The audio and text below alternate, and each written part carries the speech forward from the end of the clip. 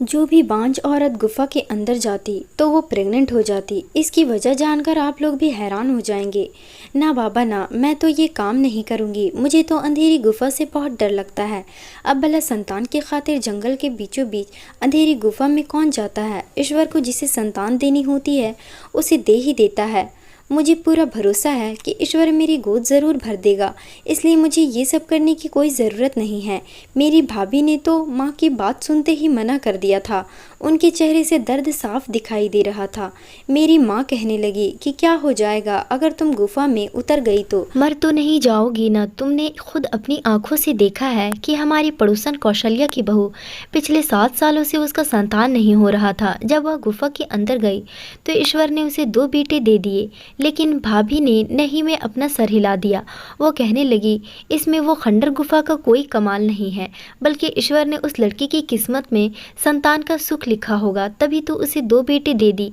भाभी की बात सुनकर माँ का पारा चढ़ गया। वो कहने लगी, इन चीज़ों में ईश्वर की कोई कृपा होती है? तुम जैसे नास्तिक लोग क्या समझो। मुझे पता है जो लड़कियां शहर से शादी करके आती हैं वह तो गांव वालों को बेवकूफ़ समझते हैं। तुम भी अपने दिल में यही सोच रखी होगी कि तुम्हारी सास को क्या पता है, यह तो यूं ही बातें बनाती है। मगर ऐसा नहीं है। ईश्वर का खास आशीर्वाद होता है, ईश्वर की खास नज़र होती है। अगर मैं तुम्हें सच बताऊं तो मेरा तो बिल्कुल भी दिल नहीं था कि मैं अपनी बहू शहर से लेकर आऊं। मैं तो गांव की अपने जैसी ही सीधी सादी लड़की को अपनी बहू बनाना चाहती थी, मगर क्या करूं। जब मेरी दोस्त ने मेरे सामने अपने हाथ जोड़ दिए तो मुझे मजबूरी में तुम्हें अपनी बहू बनाना पड़ गया। मगर तुम किसी गलतफहमी में मत रहना कि तुम मेरी दोस्त की बेटी हो तो मैं तुमसे कुछ नहीं कहूँगी। तुम्हारी शादी को 3 साल हो गया है। अगर तुम मुझे अब भी पोता नहीं दे पाई तो मैं तुम्हें यहाँ से चलता कर दूंगी और अपने बेटे के लिए गाँव के ही कोई सीधी सादी लड़की लेकर आऊँगी। मेरे बेटे को रिश्तों की कोई कमी नहीं है। माँ इतना कहकर अपने पैर पटकती हुई कमरे से बाहर निकल गई थी। भाभी की आंखें आंसुओं से भर गई थी। मुझे उनकी तरफ देखकर बहुत ज़्यादा दुख हो रहा था। वो बहुत सीधी सादी और मासूम सी लड़की थी, मगर मेरी माँ सुबह शाम उन्हें ताने देती और कोसती रहती थी, जिसकी वजह सिर्फ यही थी कि वो शहर से आई थी जबकि हम लोग गाँव के रहने वाले थे। शाम में जब भाई अपने काम से वापस आए तो माँ ने भाभी को डराने के लिए उनसे भी कह दिया, संतोष तुम दोनों पति पत्नी के पास बस 1 महीने का ही समय है। अगर तुमने इतने समय में मुझे कोई खुशखबरी दे दी तो ठीक है, वरना तो फिर तुम्हारी दूसरी शादी करवा दूंगी। माँ की बात सुनकर संतोष भाई बहुत ज़्यादा परेशान हो गए। वह कहने लगे, माँ आप कैसी बातें कर रही हैं। मेरी पत्नी श्रुति में किसी चीज़ की कोई कमी नहीं है। ईश्वर की कृपा से बहुत ज़्यादा खूबसूरत और पढ़ी लिखी है, समझदार है। उसने हमारे पूरे घर को संभाला हुआ है। और अब आप मेरी दूसरी शादी बीच में कहाँ से ला रहे हैं। माँ कहने लगी कि समझदार तो गांव की लड़कियां भी होती हैं, लेकिन मुझे सिर्फ अपने पोते से मतलब है। तुम अपने बाद या जमीन जायदाद किसके नाम पर छोड़कर जाओगे। कोई तो तुम्हारा नाम लेने वाला होना चाहिए। मुझे तो हर हाल में पोता ही चाहिए। मैं कुछ नहीं जानती। माँ की बात सुनकर भी भाभी चुप ही रही। माँ ने अचानक से भाई का हाथ उठाकर अपने सर पर रख दिया और कहने लगी, तुझे मेरी कसम है संतोष, अगर मुझे 1-2 महीने के अंदर अंदर पोते की खुशखबरी नहीं मिली तो मैं तुम्हारी दूसरी शादी कर दूंगी और तू मेरी बात से इनकार नहीं करेगा। माँ की बात सुनकर भाई के चेहरे का रंग उड़ गया, मगर उन्होंने अपने आप पर कंट्रोल कर लिया और माँ से कहा कि ठीक है, मैं वादा करता हूँ अगर मैं आपको खुशखबरी ना दे पाया तो आप मेरी दूसरी शादी कर दीजिएगा। भाई और माँ की बातें भाभी अपने कमरे से ही सुन रही थी। जब भाई ने माँ से दूसरी शादी के लिए हामी भरी तो भाभी का सांस ऊपर का ऊपर और नीचे का नीचे ही रह गया। उनकी आंखों से आंसू गिरने लगे थे। मैंने अपनी भाभी को तसल्ली दी और उनसे कहने लगी कि आप फिक्र ना करें, भाई ने तो सिर्फ माँ का दिल रखने के लिए यह सब कुछ कह दिया होगा। भाई ऐसा कुछ नहीं करने वाले। लेकिन भाभी की आंसू रुकने का नाम नहीं ले रहे थे। वो कहने लगी, कोई भी इतनी बड़ी बात ऐसे ही मजाक में नहीं करता। तुम ईश्वर से प्रार्थना करो कि वो मुझे भी संतान दे दे। मैंने कहा, भाभी तुम फिक्र मत करो, सब ठीक हो जाएगा। भाभी खामोशी से अपने कमरे में चली गई। फिर वो रात के खाने के लिए भी अपने कमरे से बाहर नहीं आई। भाई भाभी के लिए खाना अपने कमरे में ही लेकर चले गए, लेकिन भाभी ने खाना नहीं खाया था। सुबह को भी वह कमरे से नहीं निकली। भाई भी बहुत ज़्यादा परेशान लग रहे थे। जाहिर सी बात है उन्होंने अपने कमरे में अपनी पत्नी को मनाने की कोशिश की होगी, मगर वो मानने के लिए तैयार नहीं होगी। बात ही कुछ ऐसी थी कि वह कैसे मान जाती। भाई भी खाना खाए बगैर ही अपने काम पर चले गए थे। यह बात माँ को बहुत बुरी लगी थी। जैसे ही भाई घर से अपने काम के लिए निकले, माँ आंगन में कुर्सी पर आकर बैठ गई और अपना मुंह भाभी के कमरे की तरफ कर लिया। माँ ऊंची ऊंची आवाज में कह रही थी कि कोई भी लड़का यूं ही किसी लड़की के पीछे नहीं आता। लड़की की तरफ से ही कोई इशारा मिलता है तभी लड़का उसका दीवाना होता है। मैंने तो ललिता से कह दिया था कि तुम्हारी बेटी में ही कोई खराबी है, मगर वो तो मेरे पैर पर गिर गई थी, हाथ जोड़ने लगी, कहने लगी नहीं नहीं, मेरे बच्चे तो बहुत मासूम हैं, आप उसको अपने बेटे के लिए पसंद कर लें। अगर यह लड़की शरीफ होती तो क्या उसके ऐसे तौर तरीके होते। इसकी वजह से इसका पति घर से बिना कुछ खाए पिए बाहर काम पर चला गया।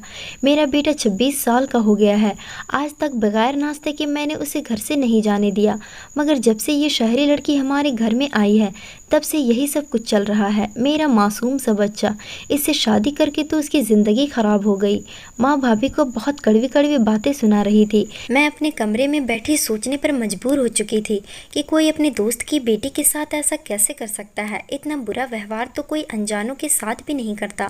असल में हुआ कुछ ऐसा था कि श्रुति भाभी जब शहर में रहती थी और कॉलेज जाया करती थी तो आवारा लड़कों का एक गिरोह उनका पीछा करने लग गया था।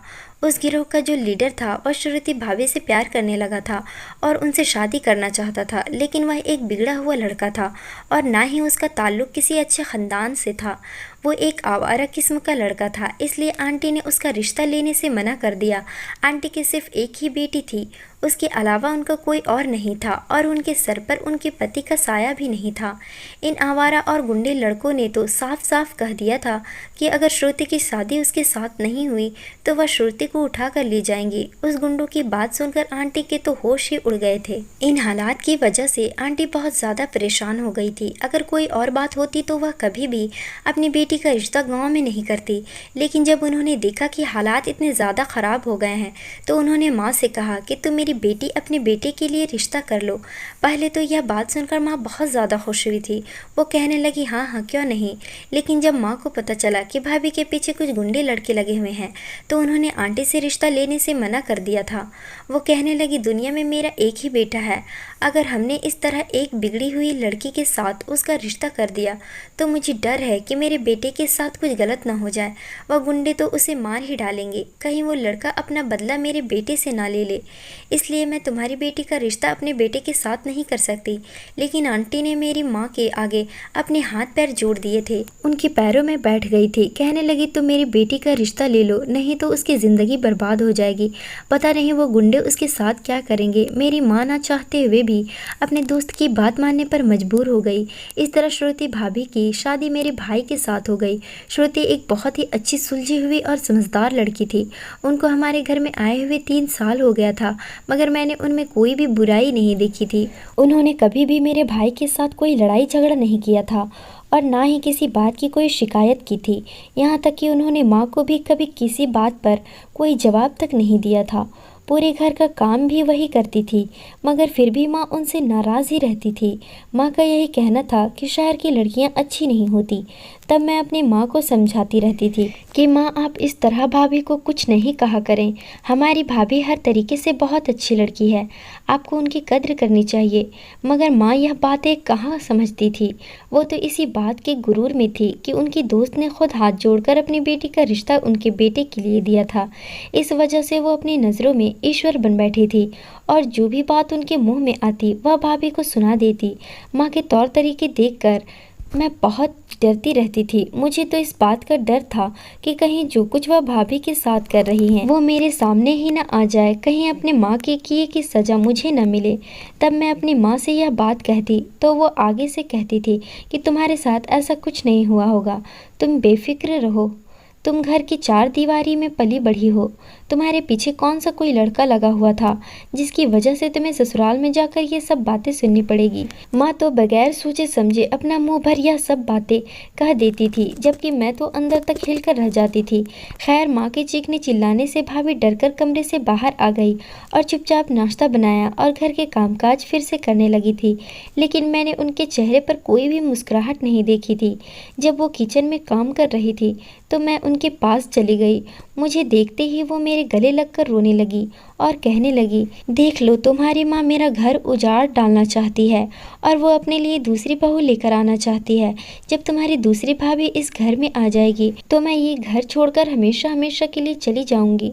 मैं इस घर में नहीं रह सकती। मैंने भाभी को तसल्ली दी और उनसे बोली, ऐसा कुछ नहीं होगा, आप बेफिक्र रहें। भाभी फूट फूट कर रोने लगी। वो बोली, जब तुम्हारे भाई ने दूसरी शादी की हामी भर ली है तो फिर भला उसे कौन रोक सकेगा। मगर मैं तुम्हें एक बात साफ साफ बता देती हूँ कि मैं अपने पति को किसी दूसरी औरत का होते हुए नहीं देख सकती। मैं किसी भी हाल में अपनी सौतन के साथ नहीं रह सकती। मैं यहाँ से चली जाऊंगी। मैं हंसी और भाभी से कहने लगी, भाभी इतना सीरियस होने की ज़रूरत नहीं है, सब कुछ ठीक हो जाएगा। फिर मैंने भाभी को मशवरा दिया, आज जब भाई आपको मनाने की कोशिश करे तो आप उनसे झगड़ा ख़त्म कर लीजिएगा और फिर उनसे कहना कि वो आपको शहर लेकर चले जाए और आपका चेकअप किसी अच्छे और बड़े डॉक्टर से करवाए। ईश्वर की कृपा से आपको भी संतान हो जाएगा। भाभी को मेरा यह मशवरा अच्छा लगा था तो वह एकदम से मुस्कुरा गई और मेरे गले लगकर बोली, तुम्हारा बहुत बहुत एहसान है कि तुमने मुझे मशवरा दिया। मैं आज ही संतोष से बात करती हूँ। फिर ऐसा ही हुआ कि 2 दिन बाद भाई भाभी को शहर लेकर चले गए। माँ ने तो भाई को बहुत मना किया मगर वो कहाँ रुकने वाले थे। उन्होंने कहा कि माँ, जो बातें आपकी मानने वाली होती है मैं वो बातें मान लेता हूँ। अब मैं अपनी तसल्ली के लिए अपनी पत्नी को शहर लेकर जाना चाहता हूँ। भाई और भाभी शहर चले गए थे और फिर पूरे 5 दिन बाद ही वापस आए थे क्योंकि भाभी अपनी माँ के घर रुक गई थी। जब वो दोनों वापस आए तो भाई बिल्कुल नॉर्मल से थे मगर भाभी का चेहरा कुछ उतरा हुआ था। मैं भाभी के पास गई और बोली, मुझे पता है आप अपनी माँ का घर छोड़कर आई हैं, इस वजह से आप बहुत परेशान होंगे और उदास भी होंगी। आपका दिल अपनी माँ का घर छोड़कर आने का नहीं कर रहा होगा, मगर फिक्र ना करें, मैं आपका दिल बहलाने की पूरी कोशिश करूँगी। भाभी की आंखों में एकदम आंसू आ गए। वो कहने लगी, नहीं यह बात नहीं है, मेरी परेशानी की वजह कुछ और ही है। मैं बोली, अच्छा क्या बात है। मुझे इस बात की उम्मीद नहीं थी कि भाभी मुझे कोई ऐसी बात बताएगी कि मेरे सर पर क़यामत टूट पड़ेगी। भाभी ने रोते हुए मुझे बताया कि वह बांझ है। डॉक्टर ने उनसे कहा है कि वह कभी भी संतान को जन्म नहीं दे सकेगी। उनकी बात सुनकर मैं हैरान हो गई। मैं भाभी से कहने लगी कि ऐसा कैसे हो सकता है। भाभी कहने लगी, मुझे तो खुद नहीं पता मेरे साथ क्या हो गया है। मुझे खुद यकीन था कि एक न एक दिन मेरे घर में बच्चे खेलेंगे, मेरे घर में भी बच्चों की किलकारियाँ की आवाज़ गूंजेगी। अब तुम ही मुझे बताओ कि मैं क्या करूं। मैं बोली, भाभी भाई इस बारे में क्या कहते हैं। भाभी कहने लगी कि तुम्हारे भाई ने कहा है कि वो मेरा पूरा साथ देंगे। अगर मैं उन्हें संतान नहीं दे सकी तब भी वो मुझे नहीं छोड़ेंगे और मेरी हर चीज़ का ख्याल रखेंगे, मुझे कोई परेशानी नहीं होने देंगे। मैंने भाभी से पूछा, तो क्या भाई दूसरी शादी कर लेंगे। भाभी ने अपना सर झुका दिया और कहने लगी, मेरे सामने तो उन्होंने यही कहा है कि वह दूसरी शादी नहीं करेंगे, मगर तुम तो सब कुछ जानती हो ना। पहले ही वह अपनी माँ के सर की कसम खा चुके हैं। मुझे तो यही लगता है कि अब उनकी दूसरी शादी होकर ही रहेगी। मैं बोली, भाभी अब आपने क्या सोचा है, अब क्या करेंगी। भाभी ने उदासी से कहा कि अब मैंने क्या करना है, अब मैंने सब कुछ हालातों पर छोड़ दिया है। मेरे हालात ही तय करेंगे कि मेरी मंजिल क्या है। उस समय मैंने भाभी से कहा कि आप एक बार माँ की बात मान लो और उनकी खुशी के लिए उस गुफा के अंदर चली जाओ। मैं जानती हूँ आपको डर लगता है, मगर फ़िलहाल आपके लिए यही ठीक रहेगा। माँ कम से कम 3-4 महीने तो इंतज़ार कर ही लेगी। जब 3-4 महीने के बाद माँ भाई की शादी का कहेगी तो आप एक बार फिर से गुफा में चली जाना।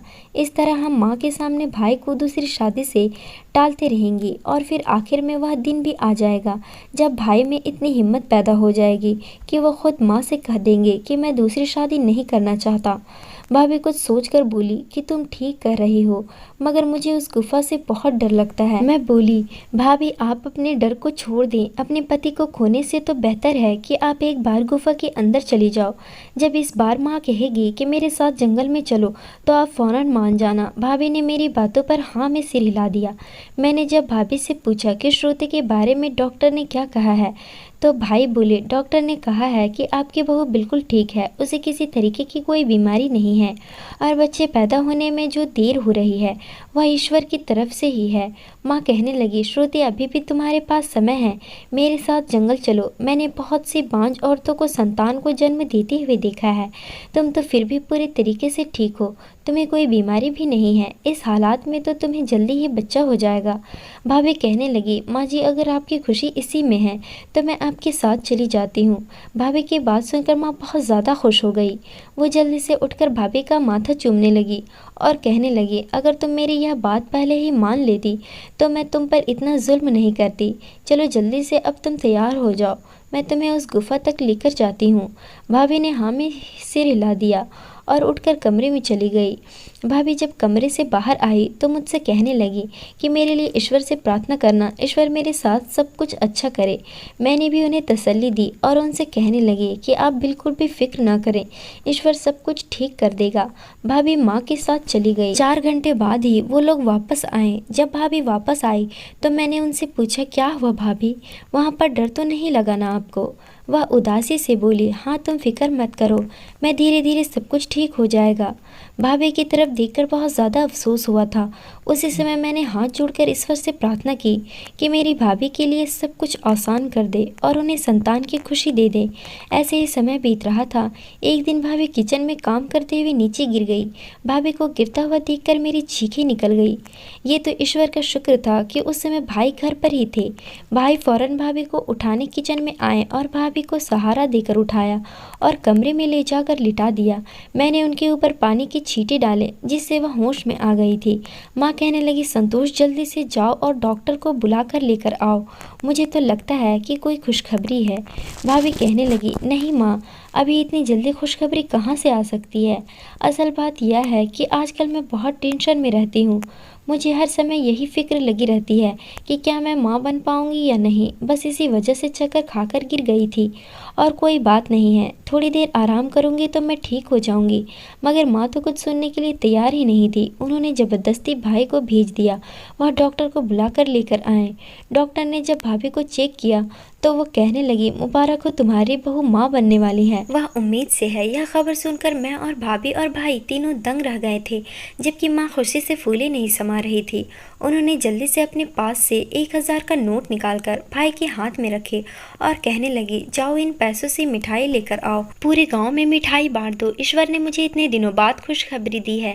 लेकिन भाई ने नहीं में सिर हिला दिया और कहने लगे, माँ मुझे इन गाँव के छोटे मोटे डॉक्टरों पर यकीन नहीं है, इसलिए आप इतनी खुशी ना मनाएं। जब श्रुति आपसे कह रही है कि वो माँ बनने वाली नहीं है तो फिर ऐसा ही होगा। अब अगर आप पूरे गांव में मिठाई बांटेंगे तो सब हमारा मजाक उड़ा देगा। माँ को गुस्सा आ गया। वो कहने लगी, संतोष अगर सोच अच्छा ना हो तो इंसान को बात ही अच्छी कर लेनी चाहिए। ईश्वर ने आज मुझे खुशखबरी सुनाई है तो तुम ये सब कुछ कहकर मेरी खुशी को मातम में मत बदलो। तुम चुपचाप जाकर मिठाई लेकर आओ। भाई ने अभी नहीं में सिर हिला दिया। वो कहने लगे, माँ जब तक मैं शहर से डॉक्टर से अपनी पत्नी का चेकअप नहीं करवाऊंगा मैं कोई मिठाई नहीं बांटूंगा। और मैं आपसे भी यही कह रहा हूँ कि यह खबर भी आप किसी को नहीं बताइएगा, सिर्फ अपने तक ही रखना। माँ कहने लगी, तो फिर इंतज़ार किस बात का है, जल्दी से ट्रेन की टिकट कर आओ। हम तीनों बल्कि चारों जाकर श्रुति का चेकअप कराते हैं। माँ ने तो अफरा तफरी मचाई हुई थी। वो तो कल का भी इंतज़ार करने के लिए राजी नहीं थी, इसलिए भाई को मजबूरन शाम 5 बजे की ही टिकट करवानी पड़ी। हम चारों भाभी के घर जा रहे थे। भाभी सारे रास्ते में बहुत ज़्यादा उदास और परेशान थी, जबकि माँ की तो जान पर बनी हुई थी। वह भाभी को हंसाने की कोशिश कर रही थी और कहने लगी, अगर तुम इस तरह नाराज़ रहोगी तो बच्चे की सेहत पर बुरा असर पड़ेगा। खुश रहो ताकि मेरा होने वाला पोता खूबसूरत और तंदुरुस्त पैदा हो। माँ की बातें सुनकर भाभी और ज़्यादा परेशान होने लगी। खैर हम रात को देर से ही आंटी के घर पहुँचे थे। माँ तो चाहती थी कि उसी समय जाकर भाभी का चेकअप करवा दें, मगर आंटी ने कहा कि इतनी भी क्या जल्दी है, आप सुबह आराम से डॉक्टर के पास जाना। सुबह 8 बजते ही माँ ने शोर मचा दिया था। उन्हें डॉक्टर के पास जाना है। तब भाई ने माँ से कहा, माँ ईश्वर का नाम ले और थोड़ा सब्र करें, अभी तो अस्पताल भी नहीं खुले होंगे। और फिर आखिरकार बहुत मुश्किल से माँ ने 10 बजे का इंतज़ार किया और 10 बजते ही माँ शोर मचाकर भाभी को अस्पताल लेकर चली गई। मुझे बहुत ज़्यादा फिक्र थी। मुझे यही लग रहा था कि जब वो लोग वापस आएंगे तो उनके चेहरे का रंग उतरा हुआ होगा, मगर ये तो चमत्कार ही हो गया था। जब वो तीनों वापस वापस आए तो वह खुशी से फूले नहीं समा रहे थे। भाभी तो जगमगा रही थी। मैं बोली, क्या हुआ भाभी? मेरे गले लग गई और कहने लगी, चमत्कार हो गया है। मैं ही बेवकूफ़ थी जो गुफा की करामत पर भरोसा नहीं कर रही थी। लेकिन माँ ठीक कहती थी। शहर में पिछली बार जिस डॉक्टर से अपना चेकअप करवाने गई थी, आज भी उसी डॉक्टर ने मुझे चेक किया तो वो डॉक्टर भी हैरान रह गई। वो कहने लगी कि यह तो नामुमकिन है, यह कैसे हो गया? मुझे तो किसी भी हाल में नहीं लगता था कि तुम माँ बन पाओगी, तो यह तुम प्रेग्नेंट कैसे हो गई? मैं तो खुशी से पूरे घर में नाचने लगी थी। इसके बाद हम 4-5 दिन आंटी के घर पर ही रहे और फिर वापस अपने घर आ गए। घर वापस आते ही पूरे मोहल्ले के लिए मिठाई के टोकरे घर पर लेकर गए और गांव वालों का मुंह मीठा करवाया। मैं बहुत हैरान थी कि आखिर ये सब कैसे मुमकिन है। जब शहर के बड़े डॉक्टर ने कह दिया था कि भाभी बांझ है, तो फिर वो एक गुफा की वजह से वह संतान कैसे पैदा कर सकती है? मुझे तो शुरू से ही ऐसी चीज़ों के बारे में जानने का बहुत शौक था। अब तो मेरा शक और भी ज़्यादा बढ़ गया था। मैं शुरू से ही सस्पेंस वाली किताब पढ़ा करती थी। जब किसी का कोई राज खुलता तो मुझे बहुत खुशी होती थी। अब मेरी ज़िंदगी में यह मौका आया था कि मैं यह राज खुद से खोलूं। यह काम मुझे खुद से एक चैलेंज लगा था। इसलिए मैंने सोच लिया था कि घर वालों से चोरी चुपके मैं इस राज तक जरूर पहुंचूंगी और इसके लिए मैंने अपने दोस्त नेहा से मदद लेने की कोशिश की। मैंने उससे कहा कि नेहा, मैं उस मशहूर अंधेरी गुफा का राज मालूम करना चाहती हूँ। तो वो कहने लगी कि हाँ, मैं भी इसके बारे में जानना चाहती हूँ। बस फिर हम दोनों ने यह फैसला किया कि हम दोनों दोस्त एक दिन भेस बदल कर इस गुफा के अंदर जाएंगे। नेहा ने हामी भर ली थी और फिर हम दोनों अगले दिन चादर पहनकर अपने आप को छुपा कर चली गई। मुझे तो लगा था कि वो कोई वीरान सा गुफा होगा, वहाँ कोई भी आदमी नहीं होगा, मगर ये मेरी गलतफहमी थी। जब हम दोनों वहाँ पहुँचे तो गुफा के पास ही एक औरत बैठी थी। वो कहने लगी, तुम दोनों को क्या परेशानी है? मैं जल्दी से आगे बढ़कर बोली, सिर्फ मुझे परेशानी है, मुझे संतान चाहिए। यह मेरी जेठानी है, मेरे साथ ऐसे ही आई है। गुफा के पास बैठी औरत कहने लगी, मुझे लोग बेगुल जी कहते हैं और मैं गुफा की रखवाली पर बैठी रहती हूँ। तुम मुझे 1000 रुपये दे दो और फिर इस गुफे के अंदर जाओ। देखना वह पानी का बहाव होगा, उसमें एक डुबकी लगा लो, फिर तुम्हें ईश्वर की मदद से संतान हो जाएगी। 1000 रुपये के बारे में सुनकर तो मैं हैरान रह गई थी। मेरे पास तो इतने पैसे नहीं थे, मगर मेरी दोस्त नेहा ने अपने पास से 1000 रुपये निकाल कर उस औरत को दे दिए और फिर उस औरत ने मुझे इस गुफा में उतरने की इजाज़त दे दी थी। जब मैं गुफा से बाहर आई तो उस बेगुल जी ने मुझे अपने पास बिठा लिया और मेरे हाथ में एक पैकेट रख दिया। वो कहने लगी, यह दवाई तुमने पूरे 1 हफ्ता अपने खाने में मिलाकर खानी है। ईश्वर की कृपा से तुम्हें संतान हो जाएगी। नेहा ने मेरी तरफ सवालिया नज़रों से देखा। मैं भी परेशान थी। मैं सोच रही थी कि हमारे इतने पैसे भी खर्च हो गए, हमारे हाथ यहाँ का कोई राज भी नहीं आया। इसलिए मैंने जल्दी से उनसे कहा कि बेगुल जी, मुझे कोई संतान नहीं चाहिए। असल में मैं शहर से आई हूँ और एक रिपोर्टर हूँ। मुझे पता चला था कि यह गुफा बहुत मशहूर है। आप मुझे इस गुफा के राज के बारे में नहीं बताओगी तो मैं आपको पूरे मीडिया में बदनाम कर दूंगी। आप पर धोखाधड़ी का केस भी हो सकता है, पुलिस भी आपको पकड़ कर लेकर जा सकती है। मेरी ऐसी बातें सुनकर बेगुल जी की आंखों में आंसू आ गए। वो कहने लगी, ईश्वर के लिए मेरे साथ इतना बड़ा जुल्म मत करना, मैं तुम्हें सब कुछ सच सच बता दूंगी। फिर उस औरत ने जो कुछ भी हमें बताया वो बहुत दुख की बात थी। वह औरत हमारे गांव की नहीं थी बल्कि दूसरे गांव से आई थी। वहां पर ही उसका पूरा खानदान रहता था, मगर वहां पर बाढ़ आ गई थी और सब कुछ बहा कर ले गई। उसके माता पिता भी उस बाढ़ में बह कर चले गए, सारे रिश्तेदार भी ख़त्म हो गए और जो उसके घर की ज़मीन थी उस पर भी गांव के चौधरी ने लोगों से कब्ज़ा कर लिया था। उस लड़की के पास रहने के लिए अब कोई भी ठिकाना नहीं था और ना ही कोई रिश्तेदार बचा था। वह अकेली रह गई थी। वह जगह जगह मारी मारी फिर रही थी और फिर इस तरह हमारे गांव में आ गई। मगर यहाँ भी लोगों ने 2 वक्त की रोटी देने के बाद उस पर अपने दरवाजे बंद कर लिए थे। वह सर छुपाने की तलाश में इस गुफा तक जा पहुंची थी। यहाँ रहने लगी थी, मगर उसे अपना पेट पालने के लिए कुछ खाने की भी ज़रूरत थी, मगर उसके पास पैसे नहीं थे। तो फिर वो कहाँ से अपने खाने पीने का इंतज़ाम करती। वह लड़की एक हाकिम ख़ानदान से ताल्लुक़ रखती थी। उसके परदादा बहुत ही बड़े और मशहूर हकीम थे। उसने लोगों को पहले अपनी दवाई देकर कमाना चाहा, मगर लोगों ने इसकी तरफ कोई ख़ास तवज्जो नहीं दी। तब उसने सोचा क्यों ना हो इस गांव के गुफा के बारे में यह बात उड़ा दे कि जो भी 5 औरत इस गुफा में उतरेगी तो संतान वाली हो जाएगी और फिर उसने करामती कहकर लोगों को अपनी तरफ ध्यान देने पर मजबूर कर दिया। और फिर यही हुआ, उसने पूरे गांव में मशहूर कर दिया कि इस गुफा पर ईश्वर का आशीर्वाद है और जो भी औरत इस गुफे के अंदर पानी के बहाव में डुबकी लगाएगी वो प्रेग्नेंट हो जाएगी। फिर जब कोई औरत इस गुफा में डुबकी लगाने आती, ये उसे अपने हाथ की बनी हुई दवाई खाने के लिए दे देती।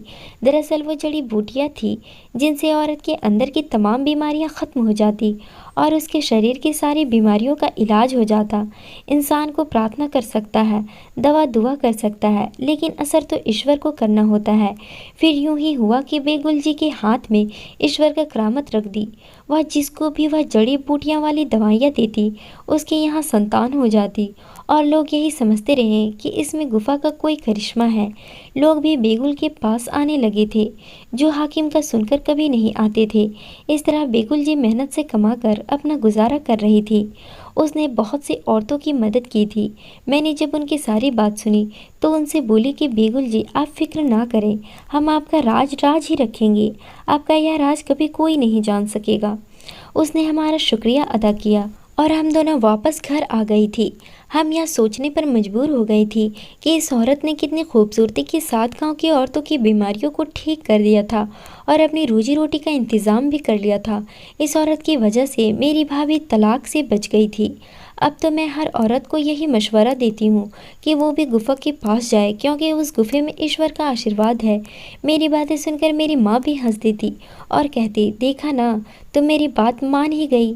माँ की बात सुनकर मैं खामोश हो जाती, क्योंकि मुझे तो इस गुफा का राज मालूम हो चुका था और मैं नहीं चाहती थी कि ये राज किसी और को मालूम हो जाए, क्योंकि मुझे डर था कि कहीं बेगुल जी की रोजी रोटी बंद न हो जाए और बाकी औरतों की बीमारियां ठीक होनी बंद न हो जाए।